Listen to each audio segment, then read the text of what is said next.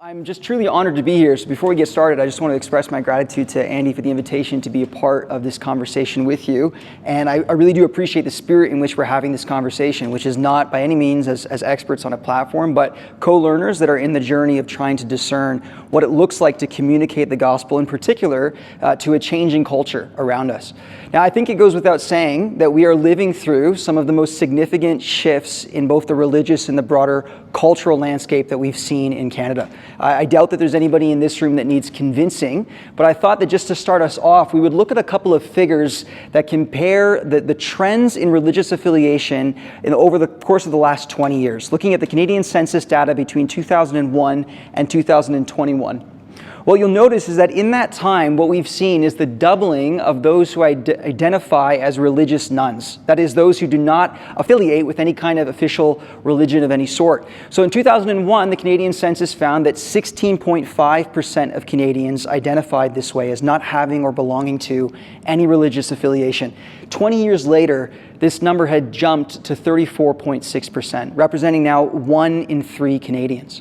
And at the very same time that this increase was taking place, what we were likewise witnessing was a sharp decrease in the proportion of Canadians who identify as Christians. So in 2001, a full 77.1% of Canadians identified this way, and by 2021, this had dropped to 53.3%.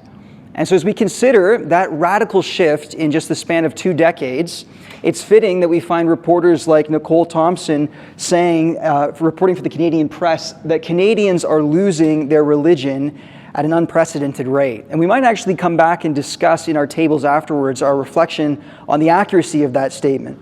But for the purposes of our time now, what I want to do is reflect a little bit on a research project that was undertaken through a partnership between Alpha Canada and the Flourishing Congregations Institute. This took place in 2021, the same year that Canadian census data was being released. And the purpose of this study was to respond to the felt changes that are taking place in Canadian culture by surveying in particular the perspective of Canadian church leaders.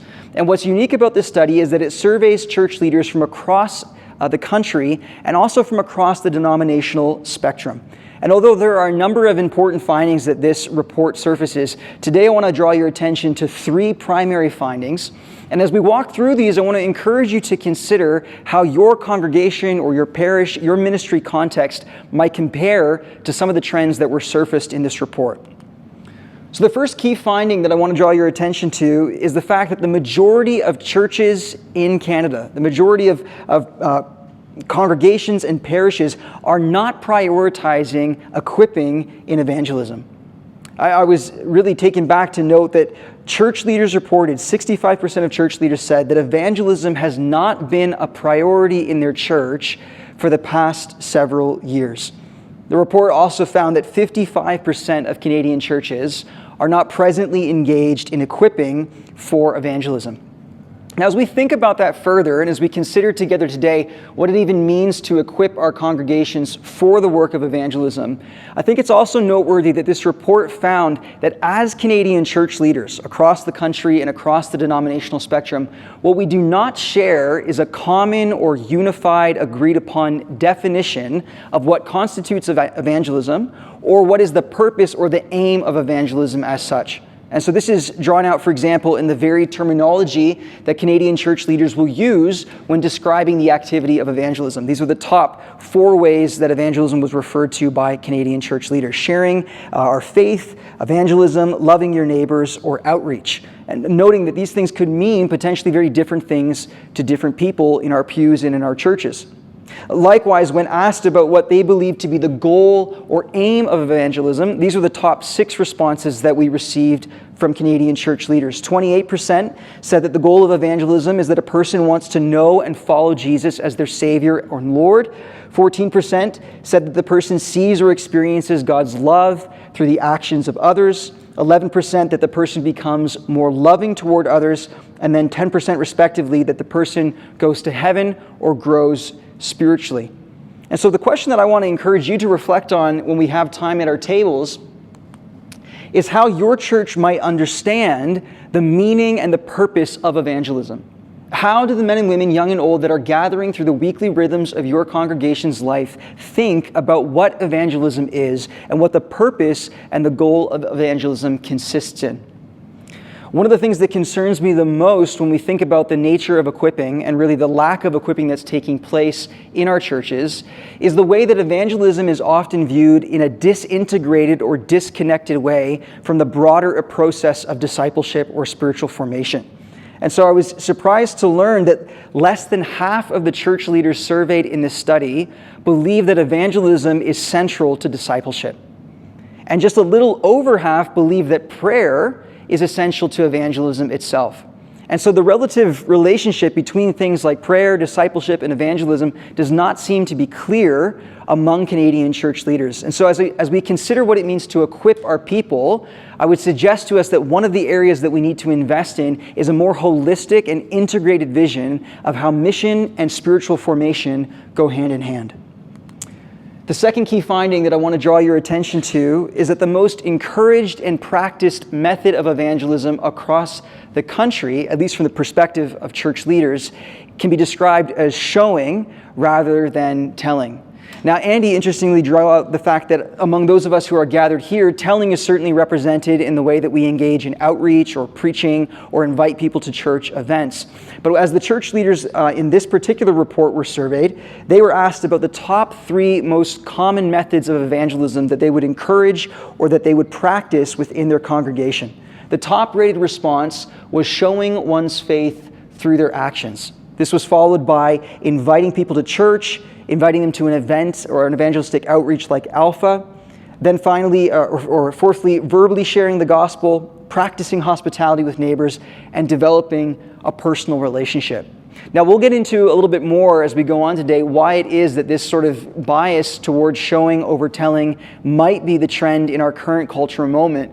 But I'll just suggest, as I imagine is coming to mind, that as we live in a cultural context in which the church is increasingly at the margins of our society, and in that context where there is an increasing focus and priority on things like inclusion, on diversity, on tolerance, there is very likely a greater perceived social risk towards more direct, more verbal, more even active or assertive methods of evangelism than those that we might describe as more implicit or passive, like showing our faith through our actions. This same emphasis might also be linked to the way that we think about the challenges that face us as church leaders in our own practice of evangelism. And so interestingly enough, church leaders cited that their top challenge when it comes to their own practice of evangelism is a perceived antagonism towards Christian faith by the culture around them.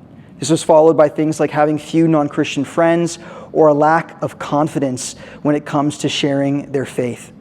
And so again, I want to encourage you to think about your own context. When you think about your own personal practice of evangelism, as well as that as you perceive it of the members of your congregation, what do you think people are more engaged in, showing or telling? Is there a balance between the two? Are they integrated, or are they seen in some ways as in tension or in competition with one another?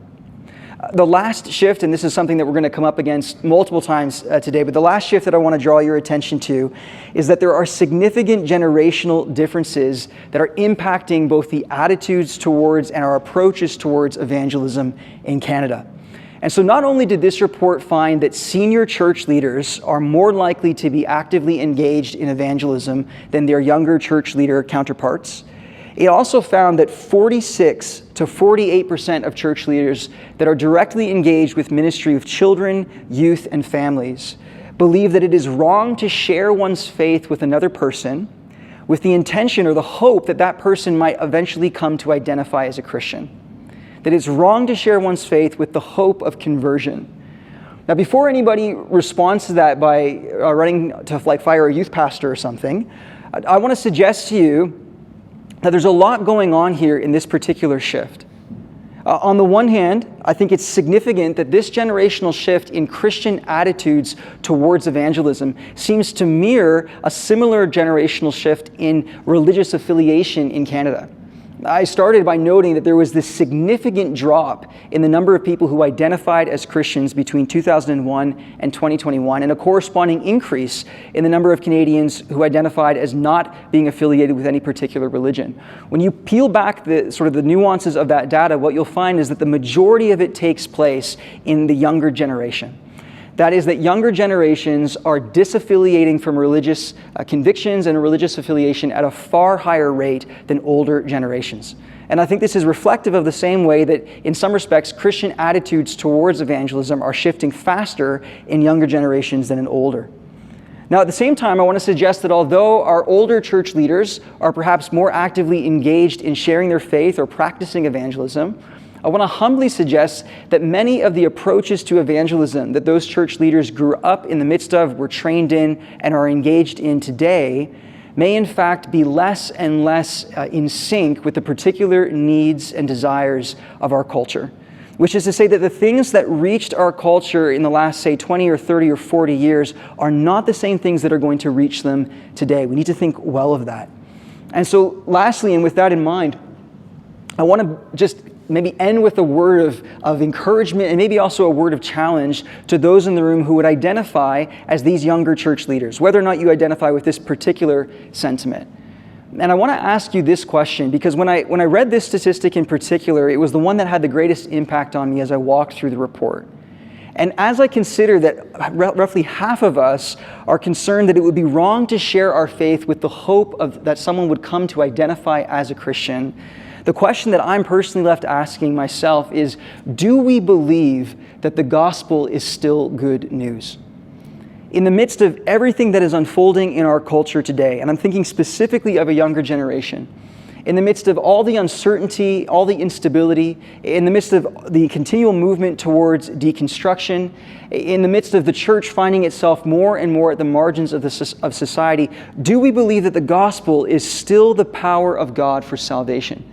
That Jesus is, despite what the culture might say, every bit as relevant, every bit as in need, and every bit as capable of transforming the lives of people who encounter Him today as He was when He first walked this earth.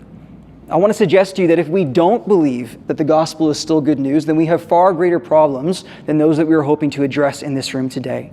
But if we do, then I have to ask, how can we not but share the gospel with the hope that, as Paul said before Agrippa, that others might come to be as we are, that they might come to know Christ in a transforming relationship. And if that in fact is our desire, then may we, by the grace of God, lean fully into the work of both prioritizing and practicing evangelism. Thank you.